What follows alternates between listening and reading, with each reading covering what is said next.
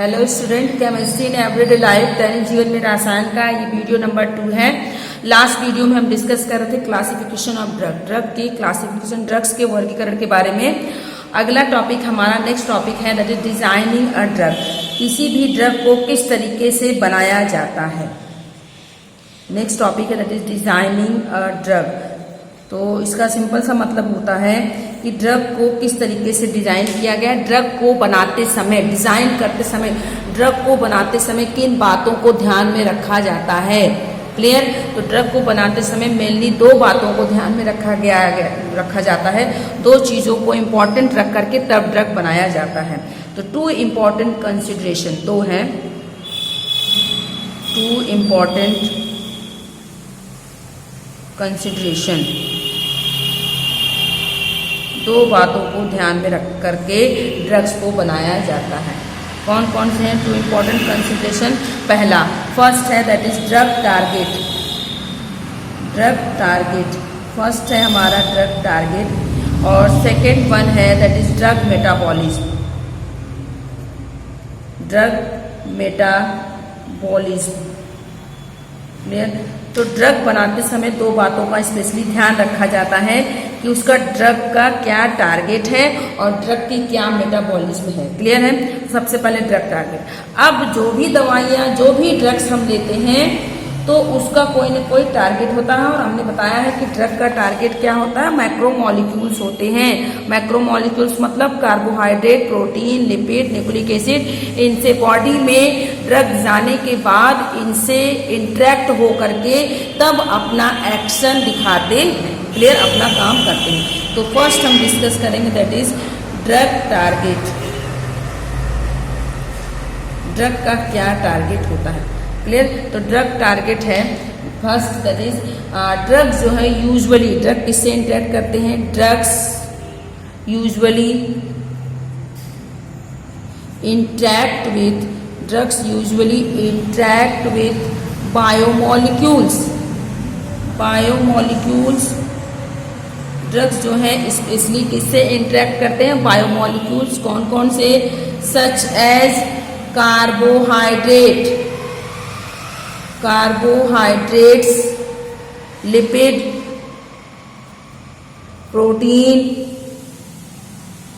Proteins and nucleic acid.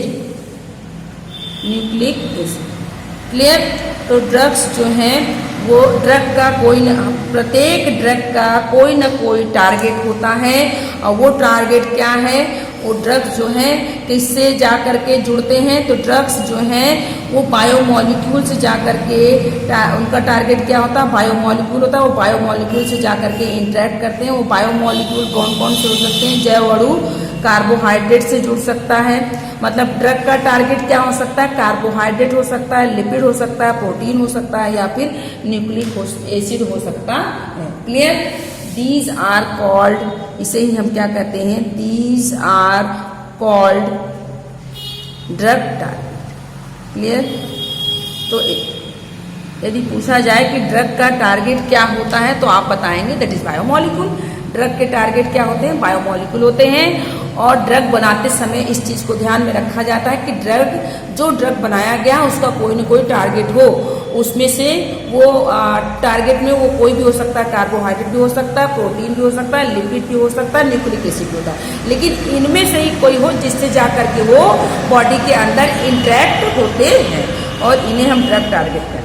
Clear. तो drug target किसे कहते हैं, बायोमोलिक्यूल्स को। बायोमोलिक्यूल क्या है, ये चारों आपको हमने जो बताया।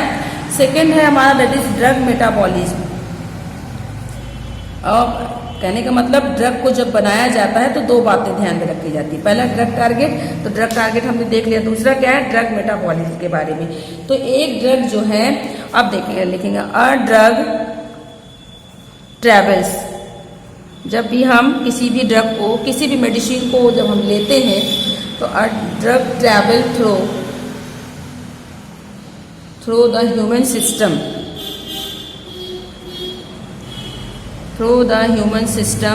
in order to reach the target, कि वो अपने टारगेट पर पहुंच जाए। इसलिए so the drug should be designed in such a way that it reach the target without being metabolized in between। Clear? इसका क्या मतलब होता है? देखिए, ड्रग मेटाबॉलिज्म के बारे में क्या कह रहा है कि ड्रग की मेटाबॉलिज्म ऐसी हो कि जब हम किसी मेडिसिन को लें तो ऐसा ना हो कि अपने टारगेट पर पहुंचने से पहले ही मेटाबॉलिज्ड हो जाए। तो ऐसा नहीं होता है। ड्रग को इस तरीके से बनाया जाता है कि वो अपने टारगेट पर पहुंचने के बाद ही मेटाबॉलिज्ड हो, उसके पहले उसका कहीं पर रिएक्शन नहीं होता। क्लियर? जैसे कि यदि पेट दर्द हो रहा है तो ऐसा नहीं है कि उसका टारगेट कुछ और है तो जा करके ड्रग कहीं पर और अटक जाए। अगर कहीं और पर ड्रग या पहले अपने टारगेट पे पहुंचने से पहले ही ड्रग मेटाबॉलिज्ड हो जाए तो उसका इफेक्ट जो है हमारी उस डिजीज़ पे नहीं होगा जिस डिजीज़ के लिए हमने उस दवा को लिया है। तो ड्रग को बनाते समय दो बातें, ड्रग टारगेट और ड्रग मेटाबॉलिज्म। पहला कि ड्रग का कोई ना कोई टारगेट होना चाहिए। दूसरा, ड्रग की मेटाबॉलिज्म ऐसी होनी चाहिए कि जब ड्रग को हम लें तो हमारे ह्यूमन सिस्टम में वो इस तरीके से बना हुआ हो कि वो अपने टारगेट तक पहुंच जाए, बिना टारगेट पे पहुंचे ही उसका मेटाबॉलिज्म नहीं होना चाहिए, बीच रास्ते में वो मेटाबॉलिज्म नहीं होना चाहिए। क्लियर? तो दो बातों को ध्यान में रखते हुए ड्रग को बनाया जाता। ठीक है, नेक्स्ट हमारा हेडिंग है ड्रग टारगेट इंटरेक्शन। अब ड्रग जो है वो बॉडी में पहुंचता, जब अपने टारगेट पर पहुंचता है तो किस तरीके से उसके साथ जुड़ता है, किस तरीके से उसके साथ इंटरेक्ट करता है। तो नेक्स्ट हमारा हेडिंग है that is drug target interaction. Drug target interaction क्या चीज़ है? ड्रग टारगेट इंटरेक्शन, जैसा हमने बताया कि जो ड्रग होता है वो बायोमॉलिक्यूल के साथ इंटरेक्ट करता है, जैसे protein, carbohydrate, lipid, nucleic acid, इन सब से। तो आप लिख सकते हैं कि drugs interact with biomolecules. Drugs जो हैं वो बायोमॉलिक्यूल से जुड़ते हैं, सच एज, अभी ऊपर हमने बताया कि ड्रग्स जो हैं किसके साथ जुड़ते हैं? बायोमॉलिक्यूल से। कौन कौन से? That is carbohydrate. अब आपको पता है कार्बोहाइड्रेट क्या है? Carbohydrate glucose, starch. क्लियर है? और जो भी चीज़ें हम स्टार्च के फॉर्म में ले रहे हैं, जो भी हम ले रहे हैं कार्बोहाइड्रेट के फॉर्म में। क्लियर है? तो कार्बोहाइड्रेट और लिपिड, प्रोटीन। इसीलिए कहते हैं ना कि कोई भी दवा खाने से पहले डॉक्टर कहते हैं कि आप खाना जरूर खा लीजिए, खाना खाने के बाद ही दवा। कुछ ही दवाइयाँ ऐसी होती हैं जिनको हम जो है खाली पेट खाते हैं। नहीं, जनरली हमारी सारी दवाइयाँ, जितने भी मेडिसिन लेते हैं उसको हम कुछ खाने के बाद ही लेते हैं। कुछ खाने के बाद इसीलिए लेते हैं ताकि वो ड्रग बड़े आसानी से जो अपने टारगेट पे जाके इंटरेक्ट हो सके, उसका साइड इफेक्ट ना हो। क्लियर? तो जो ड्रग होते हैं, ड्रग जो है किससे इंटरेक्ट करते हैं? बायोमॉलिक्यूल, जैसे कार्बोहाइड्रेट, लिपिड, प्रोटीन या फिर न्यूक्लिक एसिड से जाकर के जुड़ते हैं। क्लियर है? ये होते हैं। और ये जो बायोमॉलिक्यूलर या बायोमॉलिक्यूल मैक्रोमॉलिक्यूल्स हैं, इनके फंक्शन अलग अलग होते हैं। तो जरा इसको हम देखेंगे यहाँ पर। नेक्स्ट हमारा है बायोमॉलिक्यूलर या बायोमॉलिक्यूल परफॉर्म वेरियस फंक्शन। क्या हो सकते हैं बायोमॉलिक्यूल? कौन कौन से? यही जो हमने लिखे हैं, carbohydrate, lipid, protein and nucleic acid. Biomolecule perform various function कहाँ पर? हमारी बॉडी के अंदर। फंक्शंस इन द बॉडी, हमारी बॉडी में इनके ढेर सारे फंक्शंस हैं। जो बायोमॉलिक्यूल्स हैं हमारी बॉडी में ढेर सारे इनके फंक्शंस होते हैं। कौन कौन से? कुछ देख लेंगे यहाँ पर हम शॉर्टकट। तो ड्रग का टारगेट क्या होता है? बायोमॉलिक्यूल्स। बायोमॉलिक्यूल्स हमारी बॉडी में उनके डिफरेंट फंक्शन हैं और वो डिफरेंट नाम से जाने जाते हैं, जैसे एंजाइम। फर्स्ट हमारा है that is enzyme. Enzymes, clear. Enzyme हमारी बॉडी के अंदर पाया जाता है। ये क्या है, एक प्रकार का प्रोटीन है। प्रोटीन क्या है, बायोमोलिक्यूल है, क्लियर। तो एंजाइम्स क्या है, they are protein, they are proteins, they are protein. इनका काम क्या है, रिस्पॉन्सिबल फॉर बायोलॉजिकल एक्टिविटी, या यूँ कह सकते हैं फूड के डाइजेशन में इनका बहुत ही इंपॉर्टेंट रोल है। इनका काम क्या है, responsible for biological activity, biological activity. तो इनका काम है बायोलॉजिकल एक्टिविटी में ये काम करते हैं, कैटलिस्ट की तरह काम करते हैं फूड के। यदि हमारी बॉडी में एंजाइम ना हो तो फूड का डाइजेशन नहीं होगा, फूड का डाइजेशन बहुत ही स्लो मोशन में होगा। जब फूड डाइजेस्ट नहीं होगा हमें एनर्जी नहीं मिलेगी, और जब हमें एनर्जी नहीं मिलेगी तो हम कोई भी काम करने में सक्षम नहीं होंगे। तो एंजाइम क्या है, एक प्रकार का प्रोटीन है जो कि हमारी बॉडी के बायोलॉजिकल एक्टिविटी के लिए रिस्पॉन्सिबल होता है। स्पेशली मैं आपको बता रही हूँ डाइजेशन ऑफ फूड, क्लियर है। ये भी टारगेट है, ये भी क्या है, हमारा जो है हमारे ड्रग का टारगेट होता है। नेक्स्ट है दैट इज रिसेप्टर्स। नेक्स्ट है हमारा रिसेप्टर्स। रिसेप्टर्स क्या होते हैं, ये भी आपके प्रोटीन्स हैं। Receptors they are also proteins, ये भी प्रोटीन होते हैं। इनका काम क्या होता है, करते क्या है, कम्युनिकेशन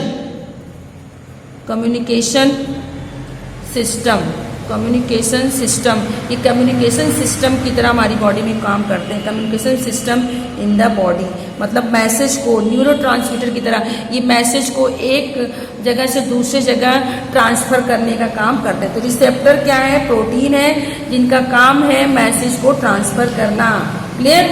नेक्स्ट और देख लेते हैं कैरियर प्रोटीन। कैरियर प्रोटीन क्या करते हैं, ये कैरी करते हैं पोलर मॉलिक्यूल्स को,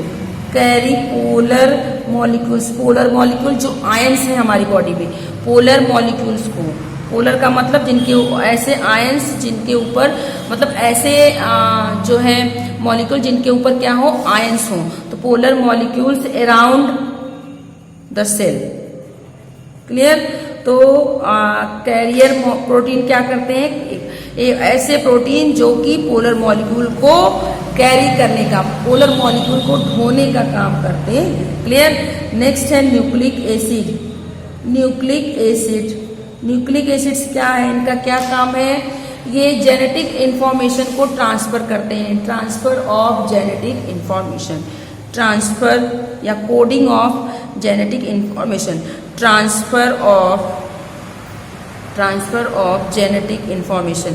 तो जेनेटिक इंफॉर्मेशन को, जेनेटिक सूचनाओं को ये ट्रांसफर करने का काम करते हैं, क्लियर। नेक्स्ट है आपका दैट इज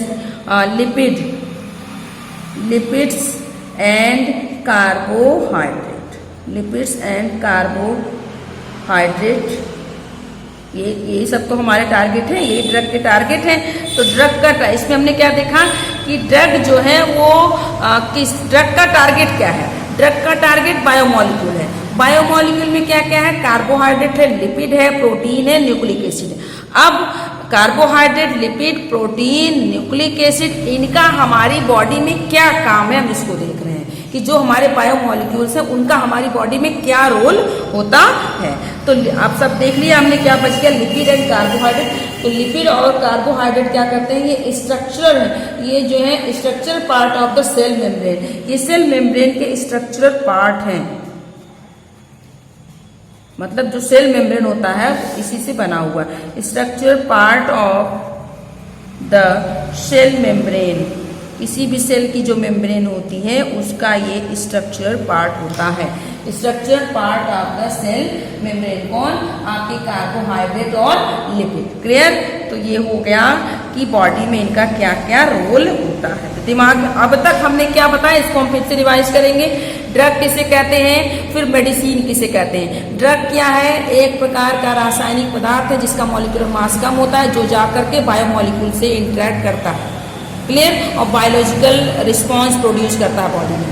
जब यही ड्रग जो है हमारी बॉडी में जा कर के हमें बीमारियों से बचाने का काम करे, सिंपल सी बात है, ऐसे ड्रग्स जो हमें किसी भी बीमारी से बचाने का, किसी डिजीज से बचाने का काम करते हैं, उसे हम मेडिसिन कहते हैं। कहने का मतलब मेडिसिन जो है, ऑल मेडिसिन आर ड्रग्स, सभी मेडिसिन जो है वो ड्रग्स हैं, क्योंकि जो मेडिसिन है वो हमें विभिन्न प्रकार की बीमारियों से बचाने का काम करते हैं। तो क्लियर हो गया, ड्रग क्या हो गया, मेडिसिन क्या हो गया। फिर ड्रग्स को कैसे क्लासिफाइड किया गया है? ड्रग्स को उनके स्पेशल गुण के आधार पर क्लासिफाई किया गया। यदि उनके स्ट्रक्चर सेम है तो उनको एक कैटेगरी में रख दिया गया। यदि उनका टारगेट एक जैसा है तो उनको एक कैटेगरी में रख दिया गया। यदि अब उनको जो है हमारी बॉडी में किस तरीके से उनका क्या औषधि गुण है, उनके आधार पर एक कैटेगरी में रख दिया गया। क्लियर, इस तरीके से उनको क्लासिफाइड कर दिया गया। उसके बाद अब हमने देखा कि ड्रग बनाते समय किन बातों को ध्यान में रखा जाता है, ड्रग को कैसे डिजाइन किया जाता है कि हमारी बॉडी में जाने के बाद जब हम ड्रग को मेडिसिन की तरह यूज करें तो हमें पार्टिकुलर बीमारी से बचाने का काम करें। तो ड्रग को डिजाइन करते समय, ड्रग को बनाते समय दो बातें कंसीडर की जाती है। पहला कि हर ड्रग का कोई ना कोई टारगेट होना चाहिए, ताकि ड्रग बॉडी में जाने के बाद उसी टारगेट से ही जुड़े, किसी दूसरे टारगेट से ना जुड़े। क्योंकि अगर यह एक से अधिक टारगेट से जा करके ड्रग जुड़ जाए तो उसके साइड इफेक्ट हो जाते हैं। जब उससे हम कोई दवा खाने के बाद यदि हमें साइड इफेक्ट हो जाए, किसी मेडिसिन को ले हमें साइड इफेक्ट हो गया, इसका मतलब ये कि ड्रग जो है अपने टारगेट से तो जुड़ा लेकिन किसी और टारगेट से भी जुड़ गया। एक से अधिक टारगेट से जा करके यदि ड्रग जुड़ जाए तो हमें उस दवाई के, उस मेडिसिन के साइड इफेक्ट्स होने लगते हैं। क्लियर है? तो ड्रग को इस तरीके से बनाया जाए कि बनाया जाता है कि उसका पार्टिकुलर टारगेट होता है।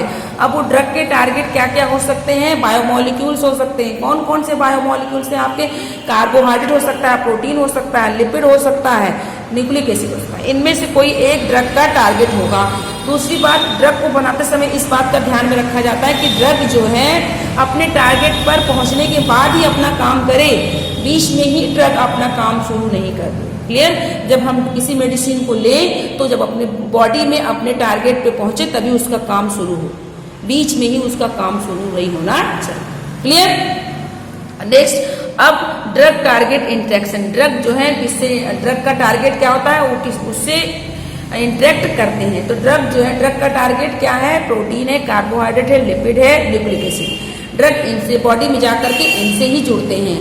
अब जो ड्रग के टारगेट हैं बायोमोलिक्यूल्स, इनके बॉडी के अंदर क्या फंक्शन होता है ये हमने देखा। तो ड्रग का जो टारगेट है वो क्या है? प्रोटीन है। अब प्रोटीन, सबसे पहले प्रोटीन, एंजाइम भी प्रोटीन होते हैं, रिसेप्टर्स भी प्रोटीन होते हैं, कैरियर प्रोटीन। तो प्रोटीन जो है बॉडी के अंदर 3 डिफरेंट फॉर्म में उपस्थित है। एंजाइम फॉर्म में उपस्थित है, रिसेप्टर फॉर्म में उपस्थित है, कैरियर प्रोटीन के फॉर्म में उपस्थित है।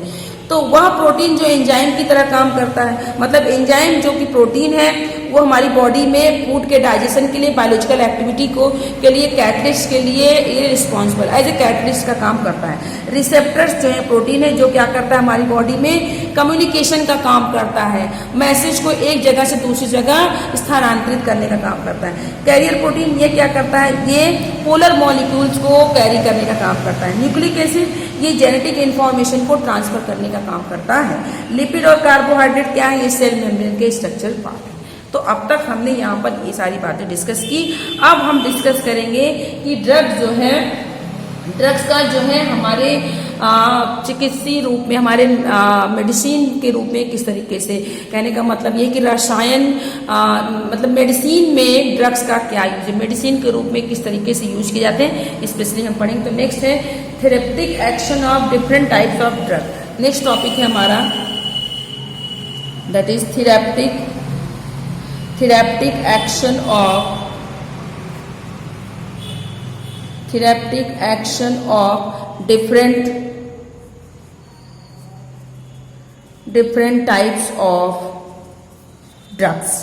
different types of drugs, clear? तो नेक्स्ट हमारा टॉपिक है कि ड्रग्स के डिफरेंट टाइप या classification of drugs on the basis of therapeutic action. Clear? तो ड्रग्स का क्लासिफिकेशन किसके आधार पर, थेरेप्टिक एक्शन के आधार पर, या इसी को हम ऐसे लिख सकते हैं, that is classification of drug या different types of drug, classification, different classes of drug. Clear? तो classification of drug, classification of drugs on the basis of therapeutic action. Therapeutic action.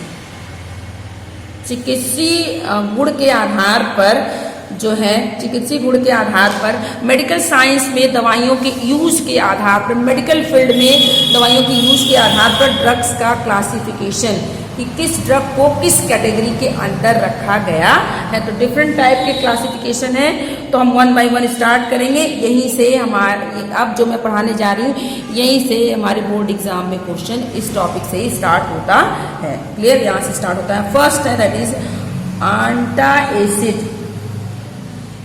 आंटा एसिड, देखिए नाम से ही है, एसिड को कम करने वाला। आंटा एसिड प्रति अम्ल, ऐसी दवाइयाँ जो कि एसिडिटी होने पर खाई जाती हैं, उसको इसके अंतर्गत रखा गया है। तो आंटा एसिड का काम क्या है, ये क्या करता है, हमारे स्टोमक में एसिडिटी को कम करने, यदि हमें एसिडिटी हो गई तो हम जिन दवाइयों का उपयोग करते हैं, उन दवाइयों को किस ड्रग की कैटेगरी में रखा गया, आंटा एसिड। अब आप इसको अपने दिमाग में बैठा लें कि जितनी भी दवाएं, जैसे डाइजीन हो गया या कोई भी एसिडिटी की दवा, भाई डाइजीन भी लेते हैं, डाइजीन एक सिरप है जो कि हम एसिडिटी होने पर लेते हैं। तो एसिडिटी होने पर जो भी दवाइयाँ लेते हैं, उन दवाइयों को किस ड्रग के नाम से जाना जाता है, दे आर कॉल्ड आंटा एसिड। क्लियर, तो आंटा एसिड का काम क्या है, रिमूव, देखिए इसका काम क्या है, देखेंगे, रिमूव, क्या करता है, remove excess acid, acid in the stomach, stomach.